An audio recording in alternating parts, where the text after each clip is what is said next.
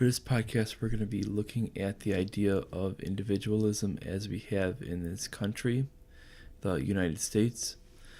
We're going to be looking at specifically the Bill of Rights and the Declaration of Independence to show where this actual idea comes from and where the idea actually broke apart from what some people actually believe that the government is superior to the individual, and who these individuals are that actually started this idea of collectivism over individualism. Basically, with the Bill of Rights, you're going to see basically is such ideas as let's go over the amendments. Congress shall make no law respecting freedom of religion or prohibiting free exercise thereof.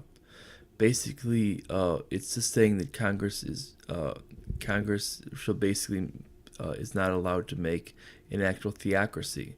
It does not state that there cannot be religious symbols out there in public life. It just states that there cannot be an actual established religion.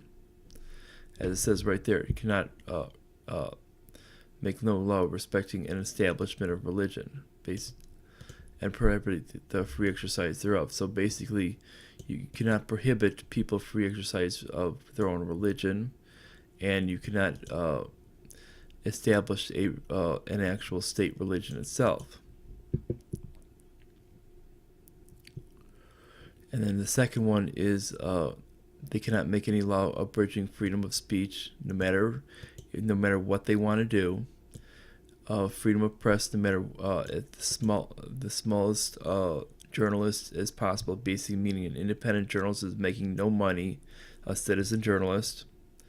The right of people to peacefully assemble, which means as long as they're not causing violence, they are free to do it as well, and petition the government for redress of grievances. They cannot refuse that.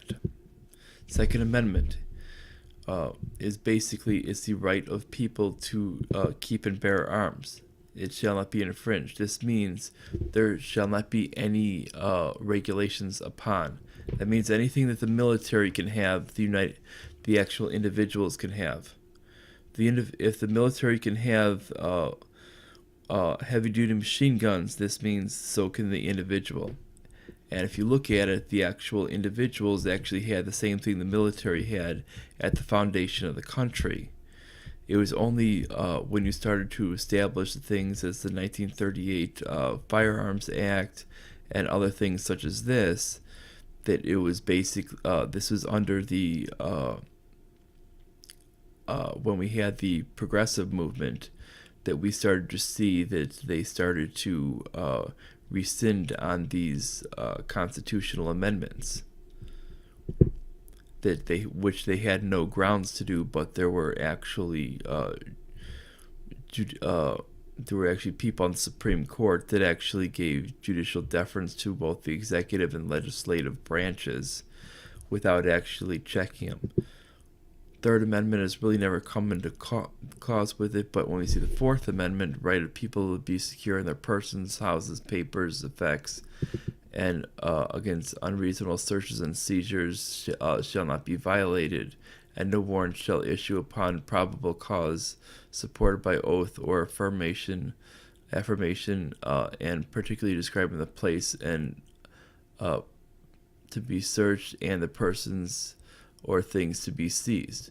Now, this is a complete and utter violation because we're seeing general warrants through the NSA when they're doing these FISA warrants to basically search a bunch of people's phones and computers, and claiming that Verizon is a person, or claiming that Sprint is a person, or whatever internet provider is being used is a person. These aren't the people. These are actually an intermediary provider. They're not the person. They're actually the actual service provider.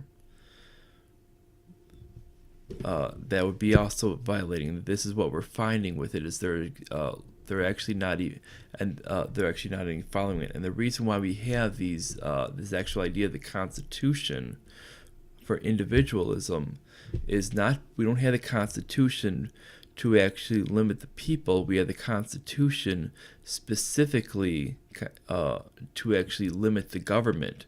Because if the government was actually benevolent, we wouldn't need a constitution. That's the whole argument that has always been made.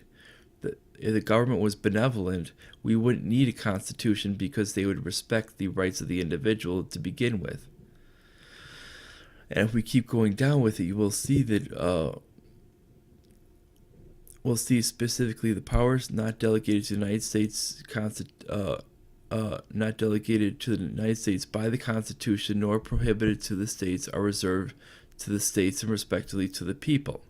This shows right here, basically, if it's not directly stated within the Constitution itself, that basically those powers are not, those powers do not belong to the federal government.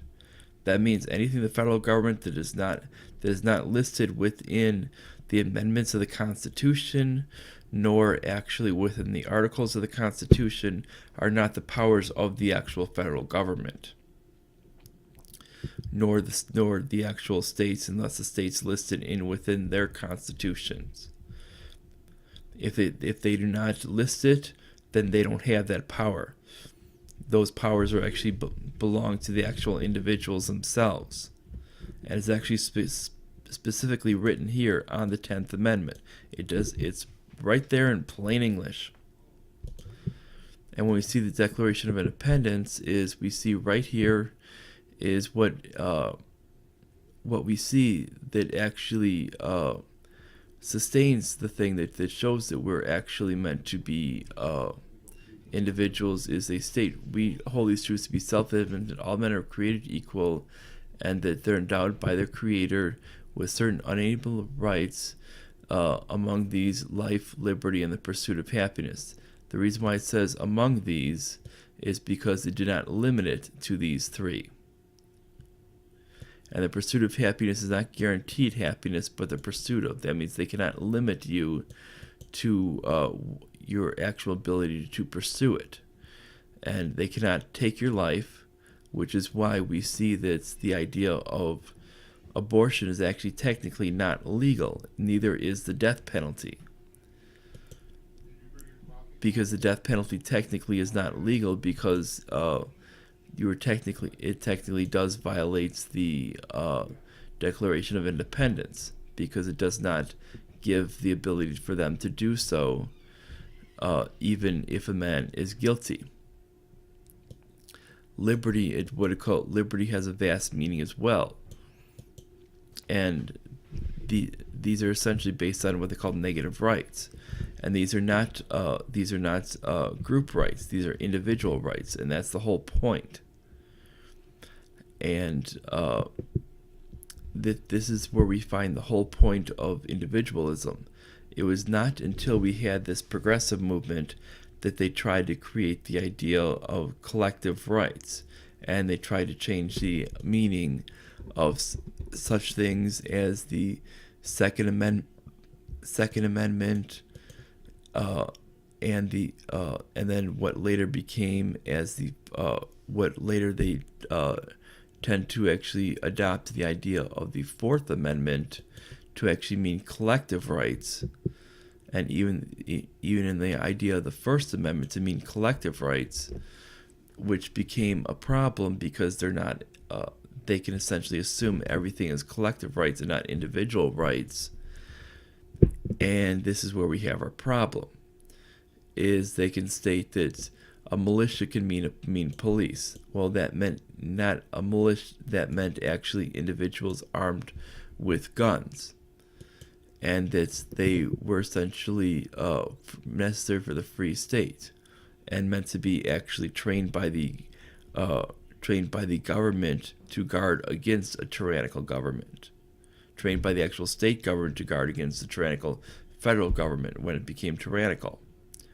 And they could also be used in the case of other needs, such as border security.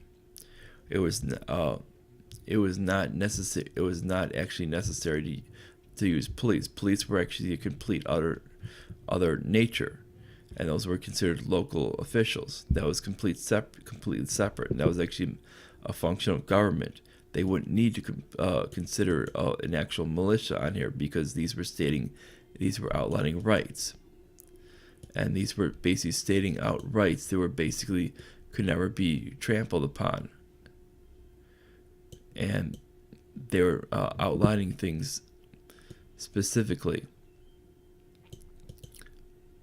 That's why I say the right of people to keep and bear arms and shall not be infringed. And it was saying people as in people meant individuals, not collective. And that was something that was very, very important that people need to understand. And that was something that a lot of people didn't understand on the whole.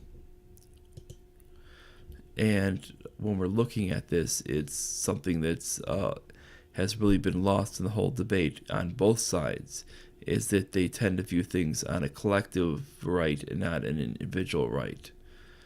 And that's where we find people on both sides of the aisle, both like neoconservatives and a lot of your progressives, because when we view people such as it started with people like Teddy Roosevelt, people like Woodrow Wilson, people like Franklin Delano Roosevelt. These three people were actually key in changing the idea of the way rights were viewed. Now we have such horrible ideas as the NSA. We have many different departments that should never exist, and that's because of the way things are. And if you want to blame anybody, you need to blame these people. These are the ones that created it.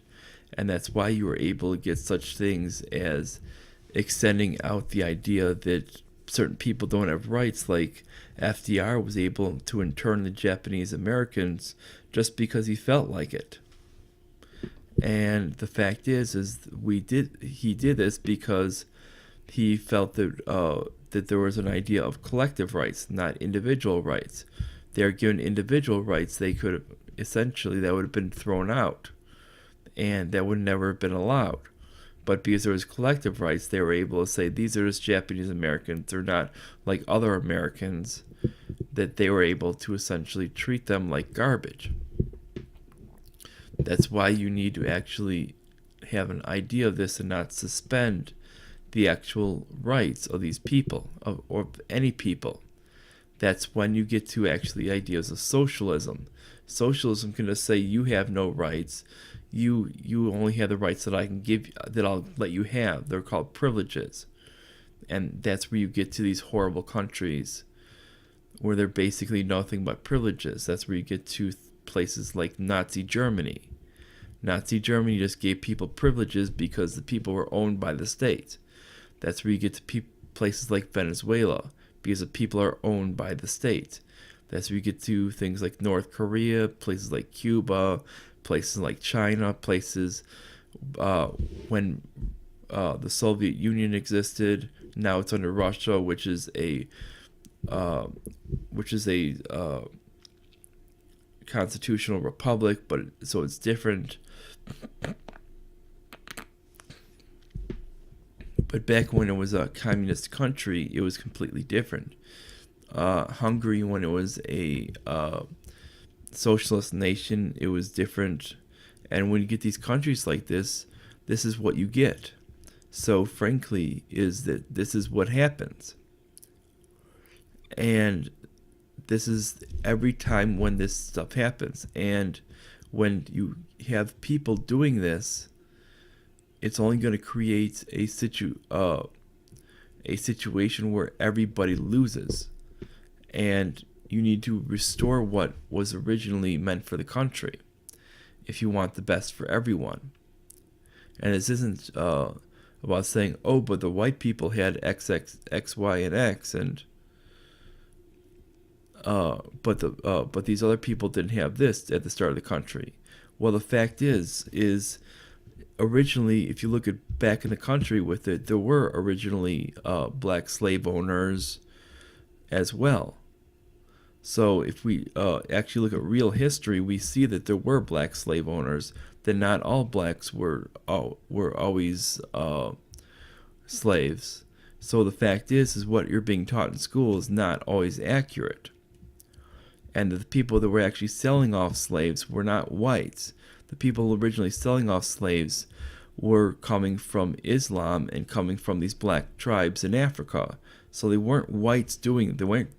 You weren't having white people just all of a sudden snagging people out in the middle of Africa. They were doing this. They're coming from the Middle East of these Sunnis that were actually snagging people when they'd conquer an area. This is when they established a caliphate, and then there was actually warring tribes that would actually snag people. They would actually sell them into slavery as well, and this is the way things went. And they would sell these off to other people, and when they get sold off, that's how they ended up coming over to the United States. It wasn't these white people just all of a sudden having this idea of I'm going to go out to Africa and steal a bunch of people. That's not how this worked. What happened was you had white people that had trade with the Arabic people in the Middle East, and slaves were one of the trade items, and that's how it happened. Now the overall positive thing was these people were able to eventually get out of bondage because of that. Because eventually it developed where these people were able to get themselves out of bondage. And we see today still is these Sunni people are putting people into bondage, and nothing's changed with them. Yet people in the Western world have ended bondage for basically almost 200 years. And there's a huge difference between the two.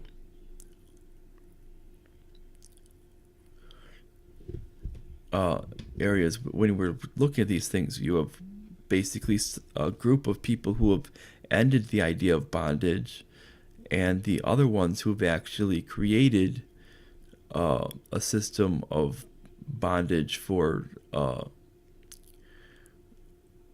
where it continues to this day, and that's what we're seeing.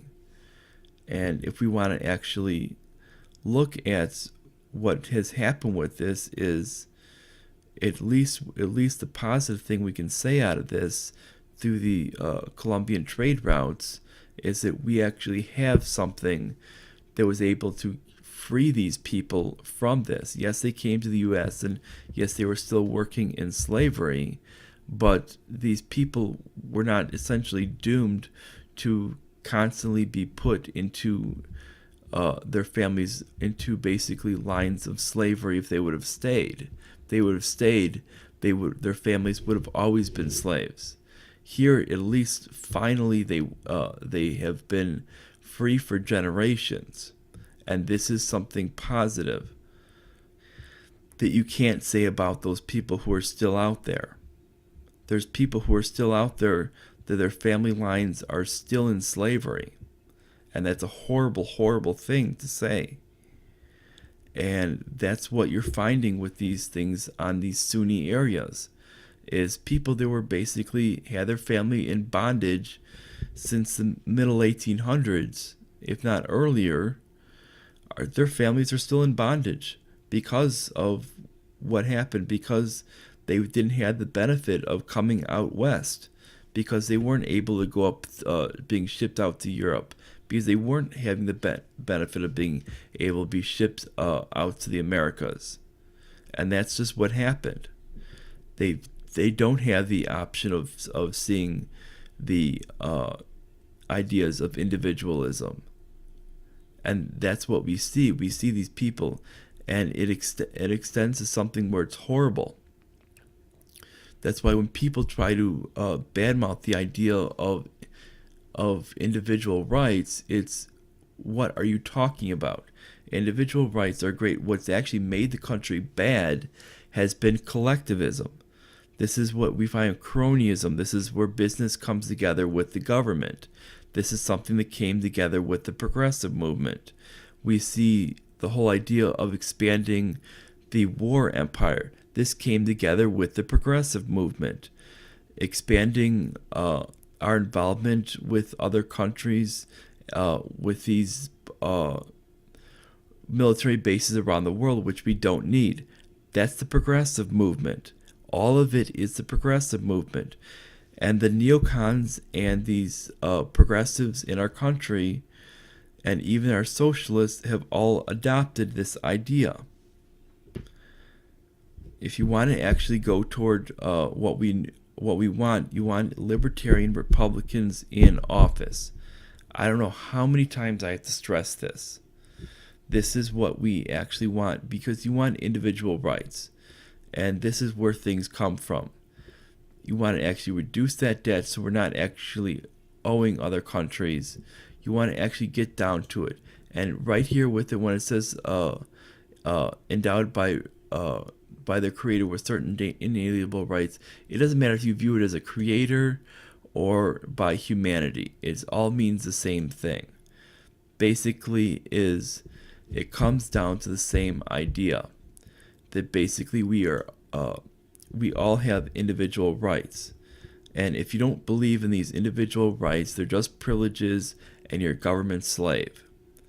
You only have two options with it. Either A, you're a government slave, or B, you're a free individual. You don't have anywhere in between. When they offer you socialism, you're basically a government slave. When they offer you this cronyism where business starts to get contracts with the government, they can call it whatever they want to do it, progressivism, mainstream conservatism, whatever they want to call it. It's all a joke. They can call it mainstream liberalism. They can put whatever spin on it they want, but that it's just cronyism, and that leads to where you're basically, because of debt, you're a slave to the government, because they're just going to start eroding all of these inalienable rights that you have, and especially where it comes down to the 10th Amendment, they're not going to respect that, because they sure as hell don't want to respect that. And then when it comes down to the actual idea of